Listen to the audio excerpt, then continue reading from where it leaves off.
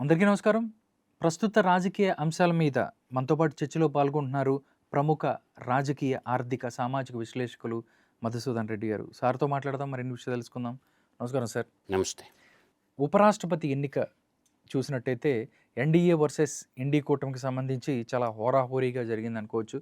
అంటే రిజల్ట్‌కి సంబంధించి ముందే ఎవరి వైపు మొగ్గు చూపుతారు అనుకున్నప్పటికీ కొన్ని నాటకీయ పరిణామాల మధ్య ఓటింగులు కూడా ఒకసారి మనం చూసినట్టయితే చాలా ఆసక్తికరంగా మారాయి. ఎలా చూస్తారు సార్ ఈ ఎన్నికని? ఈ ఎన్నికేముంది, బలమున్నోడిదే రాజ్యం. బలమున్నోడిదే రాజ్యం. ఏదో నామమాత్రంగా పోటీ పెట్టాలని పెట్టారే తప్ప, భారతదేశంలో ప్రజలందరికీ తెలుసు. ఎన్‌డీఏ అభివృద్ధి గెలుస్తారన్న సంగతి తెలుసు. కాబట్టి నిరంకుశత్వం ఉంటది. ప్రజాస్వామ్యంలో పోటీ ఉండటం మంచిది ఎప్పుడైనా సరే. పోటీ ఉండటం మంచిది. పోటీ పడటం కూడా మంచిది. విలువలతో ఓటేస్తారా? ఆత్మ ప్రబోధానుసారం ఓటేస్తారా? రాజకీయ పార్టీలకి ఊడిగం చేసి శంషాలాగా గులాంగిరి చేసి ఓటేస్తారా అనేది ఇటువంటి ఎలక్షన్ల ద్వారా మనకి తెలుస్తుంది రాధాకృష్ణ గారు. నేను ఎందుకు అంటున్నానంటే ఈ పెద్ద మాట కూడా, రాష్ట్రపతి ఉపరాష్ట్రపతి ఎలక్షన్కి విప్ అనేది జారీ చేసేదానికి కుదరదు.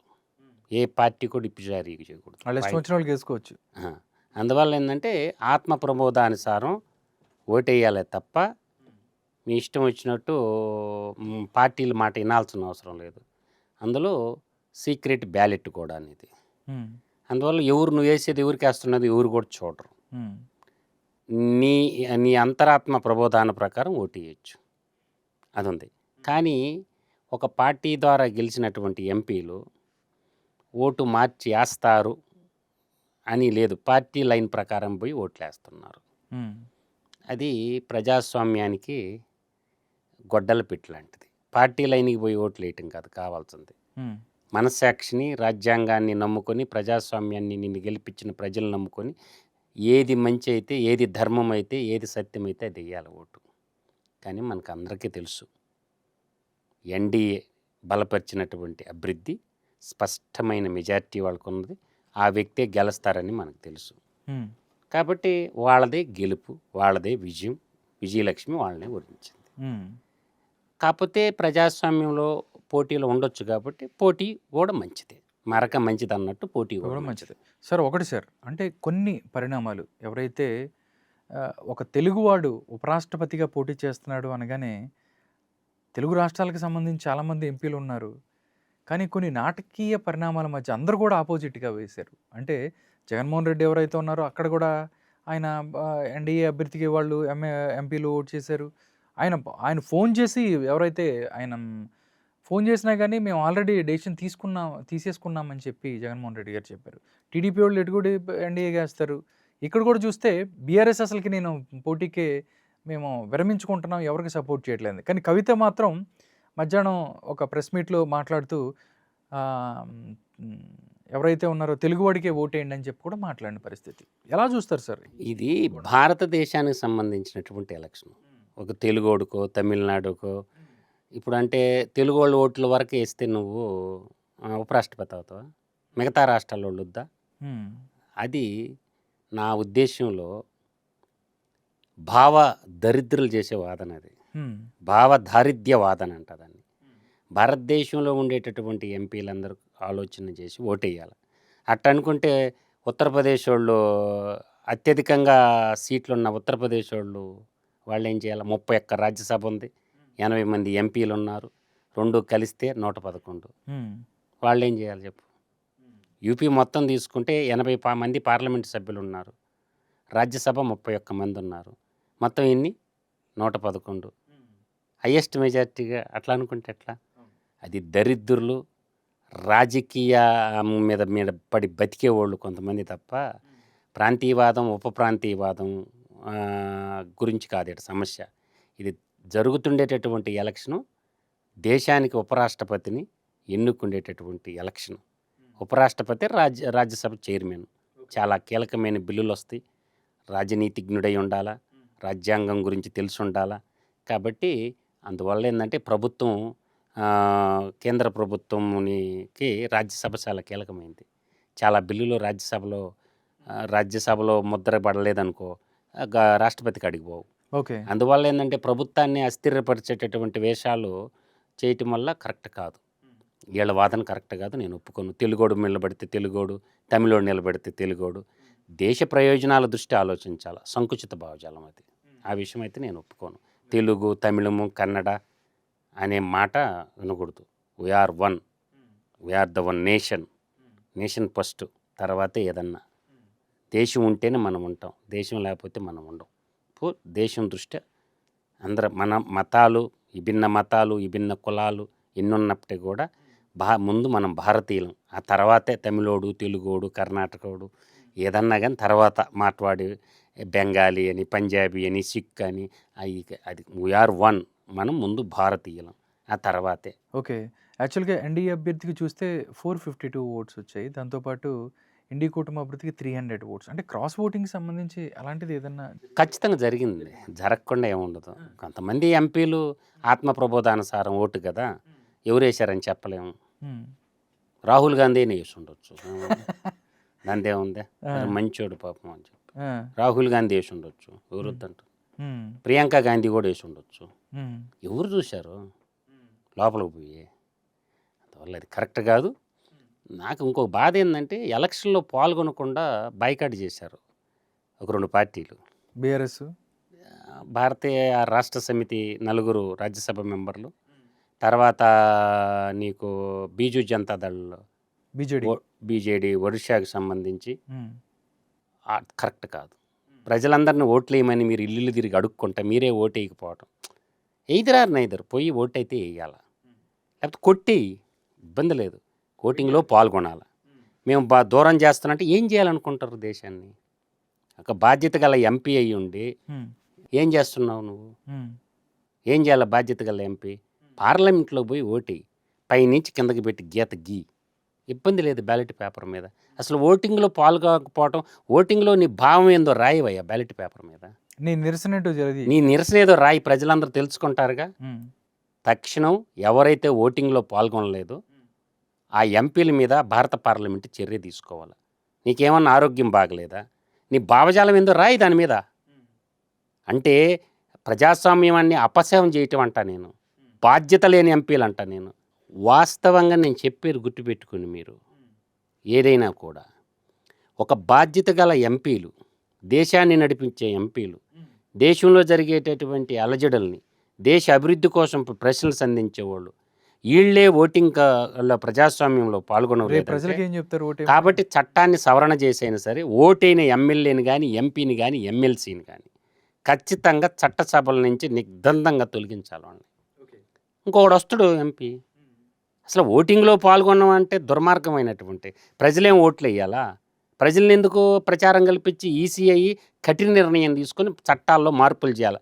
ఒకవేళ హెల్త్ కండిషన్ ఏమన్నా బాగలేకపోతే ఓని విదేశాల్లో ఉంటే ఓకే, కానీ స్వదేశంలో ఉంటూ నేను ఓటేయను అని అంటానంటే ప్రజాస్వామ్యాన్ని వీళ్ళు కూనీ చేసినట్లు లెక్క అనమాట. అందుచేత ఏంటంటే నా వ్యక్తిగత అభిప్రాయం చెప్తున్నా రాధాకృష్ణ, భారత పార్లమెంట్లో ఎంపీలుగా ఉన్నటువంటి వాళ్ళు ఉభయ సభల్లో కానీ, రాష్ట్ర శాసనసభల్లో ఉన్నటువంటి వాళ్ళు ఎమ్మెల్యేలు కానీ, ఎగువ సభలో దిగువ సభల్లో ఉన్నవాళ్ళు కానీ ఓటు కానీ వేయని సందర్భంలో ఆటోమేటిక్గా వాళ్ళ ఎంపీ పదవి, ఎమ్మెల్యే పదవి, ఎమ్మెల్సీ పదవులు రద్దయిపోవాలి. చట్టాన్ని సవరించమని చెప్తుంటా. ఇది మంచిది కాదు ప్రజాస్వామ్యానికి. సార్ ఇంకోటి కూడా ఏంటంటే భారత రాష్ట్ర సమితి చూస్తే కేసీఆర్ అసలు ముఖ్యమంత్రి అయితే ఏంటి ప్రగతి భవన్కి రాడు, ఓటింగ్ ఉన్నా కానీ అంటే రాజకీయ అవసరాలు లేకపోతే స్ట్రాటజీనో అయితే ఉండొచ్చు, కానీ ఇలాంటి చోట కూడా రాకపోవటం అనేది నిజంగా అంటే అహంకారపూరితమైన నిర్ణయాలు లేకపోతే ఇంకేమైనా అనుకోవచ్చు అండి దీనికి సంబంధించి? వ్యక్తుల కంటే కూడా దేశ ప్రతిష్ట ముఖ్యం, భారత రాజ్యాంగం ముఖ్యం. రాజ్యాంగం ప్రకారం నడుచుకోవాలి. అందువల్ల ఏంటంటే వ్యక్తుల గురించి పక్కన పెట్టేయండి. నేను అనేది భారతదేశ వ్యాప్తంగా తీసుకున్నప్పుడు 543 మంది లోక్సభలో ఎంపీలు ఉంటారు. దీన్ని దిగువ సభ అంటారు. ఎగువ సభలో మనకి 245 ఉంటారు. సో ఈ 245 మంది సభ్యుల్లో ఇప్పుడు ప్రజెంటు ఒక 6 మంది సభ్యులు ఎన్నుకోవాలి రాజ్యసభకి. 239 ఓట్లు ఉన్నాయి రాజ్యసభలో. అట్లాగే నీకు లోక్సభకు వచ్చేసరికి 543లో ఒక సభ్యుడు లేరు, 542 మంది సభ్యులు అక్కడ ఉన్నారు. ఓకే, అర్థమవుతుందా? అంటే మనకి ఓవరాల్గా మీకు దీన్ని బట్టి ఏమర్థమవుతుంది, 700 ఇప్పుడు దాంట్లో ఉన్నటువంటి 542 ప్లస్ 239. సో మీకు దాన్ని పెట్టేసుకున్నప్పుడు ఈ 782 మంది ఓటింగ్లో పాల్గొన్నారా లేదా, ఓటింగ్లో పాల్గొన్నటువంటి సభ్యుల మీద ఎటువంటి చర్యలు తీసుకోవాలా? నేను అనేది మీరు ఎలక్షన్ బాయ్కాట్ చేయటం అంటే దీని అర్థమేంది, మీరు ఏమైనా సమాజాన్ని అపహాస్యం చేయటం, ప్రజాస్వామ్యాన్ని లెక్క చేయకపోవటం, ఒక రకంగా జాతీయ జెండాన్ని, భారత రాజ్యాంగాన్ని అవమానపరచడం అంట నా ఉద్దేశం. అందువల్ల అటువంటి వాళ్ళను ఎంపీలుగా మళ్ళీ పార్లమెంట్కి రావడం ఎందుకు? ఏదో ఒకటి ఆ బ్యాలెట్ పేపర్ మీద రాయొచ్చు కదా. మీకు ఇంకోటి కూడా చెప్తాను, 2 ఓట్లు వేస్తారు, ఒకటిగా వేసేది. ఇప్పుడు ఇచ్చిన బ్యాలెట్ పేపర్లో 2 ఓట్లు వేస్తారు, 1, 2 ఓట్లు, ఒకటో అభివృద్ధికి 1, 2 అభివృద్ధికి 2 నెంబరు, 2 ఓట్లు వేయచ్చు. ప్రతి ఎంపీ 2 ఓట్లు వేయచ్చు. అది ఎందుకు పెడతారంటే ఇద్దరికి సమాన ఓట్లు వచ్చినప్పుడు 2వ ప్రాధాన్యత ఓట్లు లెక్కిస్తారు, ఎవరికి ఎక్కువ వస్తే వాళ్ళని డిక్లేర్ చేస్తారు. అట్లానా? ఒక్కోటి కాదు ఉండేది, ఇప్పుడు బ్యాలెట్లో 2 ఓట్లు ఉంటాయి. ఓకే, ఈ 2 ఓట్లు ఏంటంటే మనకి ఎమ్మెల్సీలు నిలబడినప్పుడు చాలామందికి ఎమ్మెల్సీ ఓటు ఎలా వేయాలో కూడా తెలియదు. ఒక 6-7 మంది ఎమ్మెల్సీ ఓటుకి పోటీ పడ్డారనుకో, 1, 2, 3, 4, 5, 6, 7 ఓట్లు వేయచ్చు ఎమ్మెల్సీ ఓట్లు. అప్పుడు కూడా ఇప్పుడు ఇద్దరు పోటీ పడినారు కాబట్టి మనం ఏం చేయాలి, ఓటు మొదటి ప్రాధాన్యత ఓటు 1, 2వ ప్రాధాన్యత ఓటు 2. అర్థమవుతుందా? అట్లా 2 ఓట్లు వేయచ్చు. అట్లా ఎంతమంది పోటీలో ఉన్నా ఉపరాష్ట్రపతి ఎలక్షన్, ఎమ్మెల్సీ ఎలక్షన్ స్టేట్లో జరిగే ఓటుకి అలా వేయచ్చు అనమాట. ఖచ్చితంగా వేసుకుంటూ రావచ్చు. 1వ ప్రాధాన్యత, 2వ ప్రాధాన్యత, 3వ ప్రాధాన్యత, సభ్యులు ఎంతమంది ఉంటే అందరికీ ఓటు వేయచ్చు. ఓకే, అది అన్నమాట.